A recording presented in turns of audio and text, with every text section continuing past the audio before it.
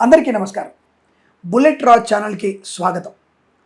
మనం ఇప్పుడు ఉగాది పంచాంగ క్రోధినామ సంవత్సర శుభాకాంక్షలతో ముందుగా మేషరాశి వారికి ఉన్నటువంటి ఫలితాలు ఏంటో తెలుసుకునే ప్రయత్నం చేద్దాం.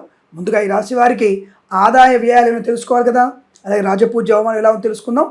ముందుగా వీరికి ఆదాయం 8గా చెప్పబడుతోంది, ఖర్చు 14గా చెప్పబడుతోంది. రాజపూజ్యం 4, అవమానం 3గా చెప్పబడుతోంది. అంటే ఇక్కడ ఆదాయం తక్కువ ఉండడం వల్ల నష్టమా అని కంగారు పడకండి. అంటే ఒక మంచి వస్తువు కానీ విలువైనటువంటి స్థలము కానీ కొనుగోలు చేసే అవకాశం ఉంది, లేదా పిల్లల కోసం కొంత అప్పు చేసి పిల్లల్ని విదేశాలకు పంపించేటువంటి యోగం కలగబోతోంది.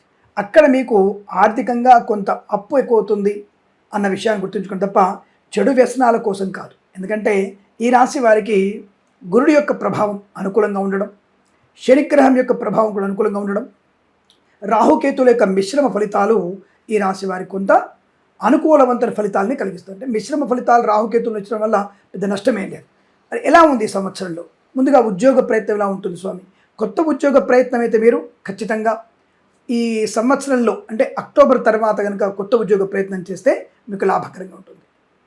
అలాగే ఇంతకుముందు ఉద్యోగంలోనే అభివృద్ధి పొందుకునే అవకాశం ఉందా? రేపు వచ్చేటువంటి జూన్లోనే మీకు ప్రమోషన్ కానీ ఇంక్రిమెంట్ కానీ పొందుకునే అవకాశాలు కూడా ఉన్నాయి. మరి సంవత్సరం మొత్తం కూడా బాగుందంటే లేదండి. జూన్, జూలై మరియు వచ్చే సంవత్సరంలో మార్చి మాసంలో వీరు కొన్ని ఇబ్బందులు కలిగే సూచనలు కనబడుతున్నాయి. జాగ్రత్తగా ఉండాలి. అంటే అనుకోని కొన్ని ఇబ్బందులు జరిగే అవకాశం, అనవసర వ్యక్తులకి డబ్బులు అప్పుగా ఇవ్వడం, దానివల్ల చికాకు పడడం, కొద్దిమంది వ్యక్తుల యొక్క విపరీత ధోరణి అనేది అంటే లంచాలు మీకు ఇవ్వాలని ఎరచూపి మిమ్మల్ని ఉచ్చులో బిగించే అవకాశం ఉంటుంది. అటువంటి వారికి కూడా దూరంగా ఉండే ప్రయత్నాన్ని చేయండి.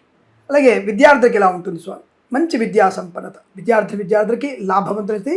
బట్ ఈ యొక్క జూలై తర్వాత వచ్చేటువంటి పరీక్షల్లో కానీ అటువంటి కొత్త చదువులలో కానీ కొత్త మోడ్యూల్ నేర్చుకునే విషయంలో లాభవంతంగా ఉంటుంది, తప్పకుండా కలిసి వస్తుంది. కాబట్టి విద్యా సంపన్నత ఉంటుంది, ఉద్యోగ లాభం ఉంటుంది. మరి వ్యాపార పరంగా ఎలా ఉంటుంది? కన్స్ట్రక్షన్, రియల్ ఎస్టేట్, మద్యపానం, హోటల్ వ్యాపారం, ఇంటీరియర్, ఎక్స్టీరియర్, ఫర్నిచర్, గాజు పరిశ్రమలో కానీ సినిమా రంగ పరిశ్రమలో కానీ నటీనటులకి, దర్శక నిర్మాతలకి, నృత్య సంగీత దర్శకులకు కూడా ఎలా ఉండబోతుంది? చాలా బాగుంటుంది. తప్పకుండా 2 చిత్ర నిర్మాణంలో పాల్పొందిన అవకాశం, 2 చిత్రాలు కూడా ఈ సంవత్సరంలో కనుక విడుదలైతే మంచి విజయాన్ని సాధించగలిగే అవకాశం కూడా ఉంటుంది. ముఖ్యంగా దర్శకులకి మంచి పేరు ప్రఖ్యాతులు పొందుకునే అవకాశాలు కూడా బలంగా ఉంటున్నాయి. ఇక ఈవెంట్ మేనేజ్మెంట్ వారికి, బోరుబావులతో వారికి, తోలు, రెగ్జిన్, షూ పరిశ్రమలో కూడా మంచి లాభాలు. ఇక విద్యాలయ, వ్యాయామ, చిట్ ఫండ్, ఫైనాన్స్ వ్యాపారంలోను, boutiques, beauty parlour, bamboo depot, బాణసంచి కర్మాగారం, టైర్ల వ్యాపారంలోను లాభాలు పొందుకునే అవకాశం బలంగా కనబడుతోంది. అలాగే ఫార్మా, సిమెంటు, ఐరన్, ఇటుకలు, ఇసుక వ్యాపారంలో లాభాలు ఉన్నాయి. వేద పండితులు, పురోహితులు, బ్రాహ్మణోత్తములు, కులవృత్తుల వారికి, జ్యోతిష్య పండితులకు కూడా అభివృద్ధి పొందుకునే అవకాశం కనబడుతోంది.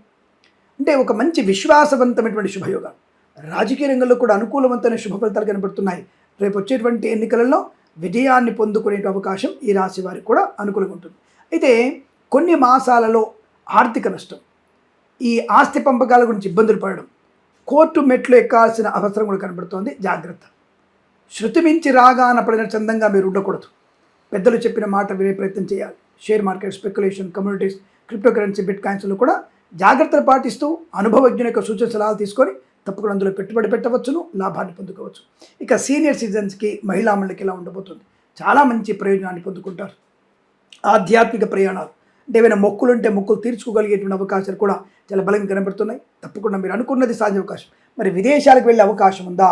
తప్పకుండా విదేశాలకు వెళ్ళేటువంటి శుభయోగాలు ఉన్నాయి. అది ఈ సంవత్సరంలో ఈ మాసంలోనే అద్భుతమైనటువంటి విదేశీయానం కూడా కనబడుతుంది.